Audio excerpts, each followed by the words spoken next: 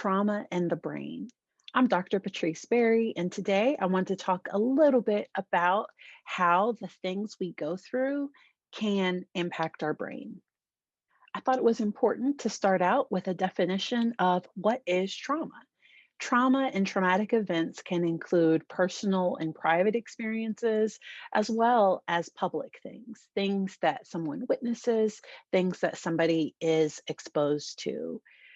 I saw a great definition that says something happens that overcomes us. It is too much, too fast, too soon, and there is not enough time to integrate the experience. Another definition of trauma is the experience of extreme stress or shock that is or was at some point part of life, and there's not enough time to integrate that experience. And we'll talk a little bit more about how that might look within the brain. Interpersonal violence, things that happen between people, tends to be more traumatic than natural disasters because it is disruptive to our foundational sense of trust and attachment. And it is typically experienced as intentional rather than as an accident of nature. The impact of trauma and the perception of trauma can vary across individuals. Two people can go through the exact same thing and come out very different. Not that one is better or one is right or wrong. It's just as a professional, as a therapist, I know that if I'm working with siblings that both went through the exact same experience, they are not going to have the exact same response. And trauma can affect the person's whole self, their physical, emotional, intellectual, and spiritual functioning. Within the brain, the amygdala, that is our fight, flight, freeze, or fawn response. That is the part of our brain that sets off the alarm. It's also the primitive part of our brain, the part of our brain that is built for survival. The hippocampus stores our most recent conscious memories, that memory of what did I eat for breakfast? And we know that within a traumatic event, that the memories do not get filed away in an orderly fashion within the hippocampus. They're actually stored as these little fragments throughout our brain. And often the sensory things are what are remembered and not necessarily the specific memories. And that's why it can be hard for people to recall certain details because these memories are not in an ordered and sequential way. When we are in danger, our thinking brain shuts down. If that amygdala kicks in, the only goal is to survive, and the goal isn't always to remember every little detail. This is why trauma survivors may at times have difficulty remembering the specifics of what happened. More generally, we have our thinking brain and our emotional brain. And the thinking brain is that neocortex, that's our higher order thinking, and our emotional brain is that brainstem and limbic system. The emotional brain typically kicks into gear when we are in a very stressful or dangerous situation. When the amygdala senses threat, it sets off an alarm. The thinking brain quickly assesses the situation and typically goes offline, and the emotional brain activates and triggers fight, flight, freeze, or a fawn response. When things calm down, then the thinking brain comes back and we're able to think about and process what actually happened. These are some resources that I found on Beacon House. The website is listed at the bottom. I will also put it in the comments. There is a survival loop where somebody can be constantly sensing danger and might be more likely to perceive neutral or sometimes even positive things as negative, where somebody saying hello, but in a certain tone, might trigger the fight, flight, or freeze response. And then the person isn't able to fully take in all the information, which can then make them hyper alert to danger. And it can just kind of continue this cycle. This other image talks about how the brain develops, and the brain develops from the bottom up. The brain stem develops first, and this is why trauma within early childhood can really impact later development. And there's research through the Adverse Childhood Experiences Scale where we know that if somebody experiences certain things, they might be more likely for physical, social, and emotional issues down the road if there isn't appropriate intervention early on or at some point within the lifespan. And medical systems School systems and systems being trauma informed are extremely important so they can adequately meet the needs of trauma survivors. The first thing that develops is sensory input and survival. Then, after that, our emotional brain, the ability to attach and develop emotion regulation. And then, lastly, is that thinking and learning brain. And there are times where I may be working with a 14-year-old that has a trigger and they may revert back to a younger time frame, or they might have never learned how to regulate their emotions. And that's where I use skills training to help fill in some of these gaps. This picture goes over the different areas of the brain that can be impacted with developmental trauma. And so the brainstem can trigger difficulties processing sensory information, significant anxiety, difficulty regulating heart rate, and unexplained medical symptoms.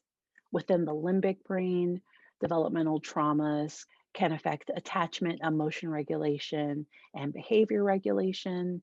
And then within the cortical brain, developmental traumas can affect self esteem, dissociation, and cognitive problems.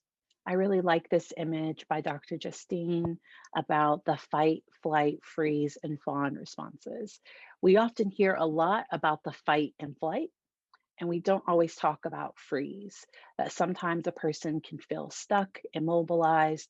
That's where sometimes dissociation, depression, and shame can be, or the fawn response, people pleasing, avoiding conflict, prioritizing the needs of others, difficulty setting no, and difficulty setting boundaries, that can be a trauma response. And when a person is using these things to survive a stressful situation, that is normal. That is totally okay. The problem is that sometimes people continue to have these patterns even once they are safe. And that's where working with a therapist to help not be in this constant state of fight or flight or in this constant state of freeze or fawn, to not be in this constant state of survival when the person may be in a safe situation. Trauma can impact the actual development of the physical structures within the brain. And so at the bottom, there is a picture of somebody that had experienced significant abuse, and certain areas of the brain did not fully develop. And so we know that people need to be exposed to certain social, emotional, and physical things in order to have healthy brain development. I mentioned earlier that being in survival mode all the time and toxic stress can increase a child's heart rate, blood pressure, breathing, and muscle tension, and can cause some health issues, can impact memory and learning, can impact a person's ability to tolerate stress. Somebody that's in survival mode is not in a learning mode because the thinking brain is shut down and they're in an emotional state, which can make it difficult to try new things and learn new things because they might feel like they're dumb. It's learning something new might be something that's very difficult for them. It can increase difficulty making friends and can also increase stress hormones and the ability to fight infection, where the person might get sick a little bit more often. And I share all this as these are some of the things that can happen. And just because somebody goes through something, that does not mean that they will have all of these things. Because there are some protective factors. There are some things that protect us from the negative effects of trauma. There are individual, family, and community characteristics that, based on research, we know can give somebody a chance at a more positive outcome. Some of those individual characteristics are cognitive ability, self efficacy, or the belief in one's ability to succeed, an internal locus of control, the belief that the person does have some control over the things that happen in their life, versus an external locus of control where nothing is my fault, I can't control anything, I don't have any say. If someone is still within an unsafe situation, then the first objective would be for them to get safe. But once they are safe, that is where they can start to take control over the things that they do have control over, like their emotions, their behavior, their responses, and start moving towards the life they want. Some more individual characteristics are having an easy temperament and having good social skills. Family characteristics are having a good family connection, supportive parent child interaction, and having social support from extended family. And then community characteristics, positive experiences in school, community resources, and maybe some positive community activities, and then support from friends, mentors, other people within the community. Resiliency is a trait, it is not a state. So it's not something that you have or you don't, it is something that can be developed. And it is viewed as a vigorous approach to life. It's a sense of meaningfulness, it's that internal locus of control. And a way to conceptualize this is the ability of a person to bounce back from challenges through feelings of control, commitment, and the ability to see change as a challenge. There is a great book called The Obstacle is the Way. And 2020 was a really, really rough year, and things continue to be different and we're continuing to adjust. And there is a way to look at situations where you acknowledge the difficult parts and then you also see any of the positives. And that's where a lot of people encourage, instead of saying, I'm stuck at home, to say, I'm safe at home. Instead of saying physical distance, talk about physically distant. We are physically distancing ourselves from others, but we are not cutting ourselves off socially from all people, that we do have other ways to connect. Post traumatic growth goes one step beyond resilience and is the ability to thrive in spite of and often because of what a person has been through. Post traumatic growth is also reflected in strengthening of relationships, a sense of connection, and these are relationships with safe people and also an increased sense of personal strengths. It is also an awareness of increased possibilities in life. Here are some quotes that I really like. And the one just talks about, if you are currently safe in this present moment, being able to rest and experience that safety with a regulated mind, with a regulated body, that I know I am safe right now. I know this will fade away. I know this is a natural response. I know that I'm not in danger. I know that a panic attack can't hurt me. I know that I'm getting enough air. I know that I'm starting to relax. I know that I feel calmer. I know that I'm going to be okay.